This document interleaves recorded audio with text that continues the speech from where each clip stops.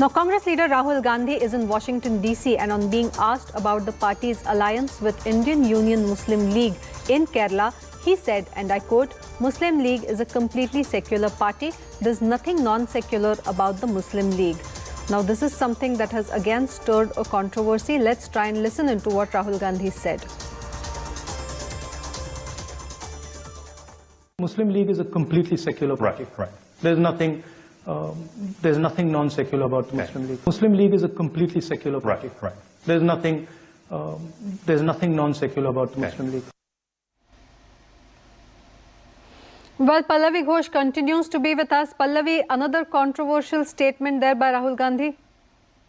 Well, he was asked a question specifically about Kerala, and this was again the context of the minority community, and he was talking about Muslim League, one of the allies of the Congress party from Kerala, where Rahul Gandhi, if you remember, was a member of parliament from. He's talking actually about Kerala and the Muslim League over there, which was an ally, as we all know, is an ally of the Congress party. And he said that it's absolutely wrong to say that the Muslim League is a parochial party or it is an anti-national party. He said it's a very much secular party and the Muslim League should not be looked upon. So just a clarification which came in from Rahul Gandhi was that he was talking only in the context of Kerala and not the 1947 or the pre-1947 Muslim League we are talking about.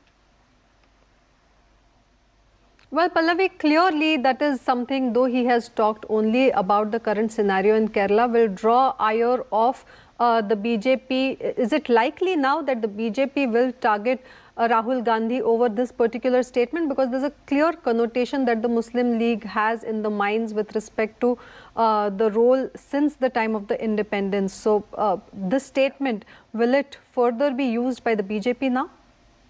I think so. I agree with you, Vinaya, because there is, and Rahul Gandhi did make a mention of that, a kind of a polarization politics which is there in place. We also know that despite the Congress party talking about Muslims and minorities' rights, it's also treading on a soft Hindutva path. I mean, we saw that happening in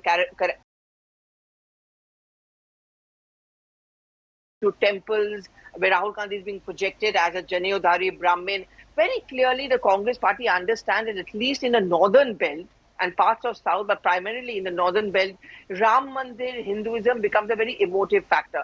Now, if Priyanka Gandhi Vadra, for example, is in charge of a state like Uttar Pradesh, she cannot be seen as opposing the whole Hindutva ideology. Now, this is something which will work into a narrative of the BJP, where, you know, the Congress party has been and will be seen and projected as a party which champions the rights only of the minority, which is against the anti-Hindu mindset. You know what happened, for example, in a new parliament building inauguration and the scepter, the Sengol issue.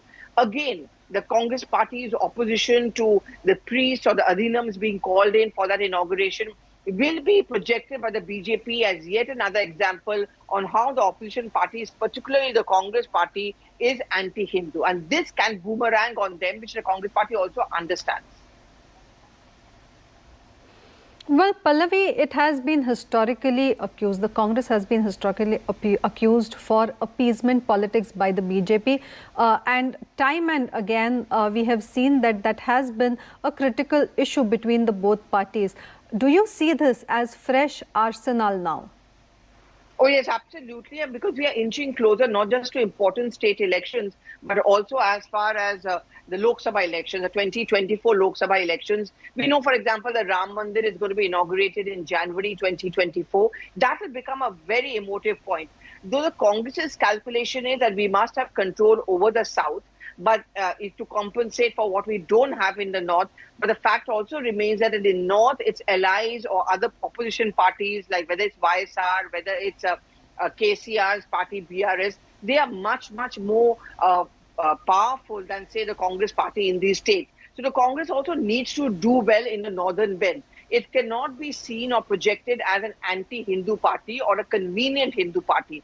Therefore, these words of Rahul Gandhi, if he keeps on talking about minorities being targeted or, you know, for example, like he mentioned about Sengol, this is something which will not work into a new strategy which the Congress party is working on. That's one. And the second thing is their parties, for example, Owaisi's party, they always criticize the Congress party of being very selective, very convenient, feeling for the plight of the minorities, seeing that today the minorities are turning their back to the Congress party, and this almost remains a fact only because the Congress party very conveniently decides which side it wants to stand on, depending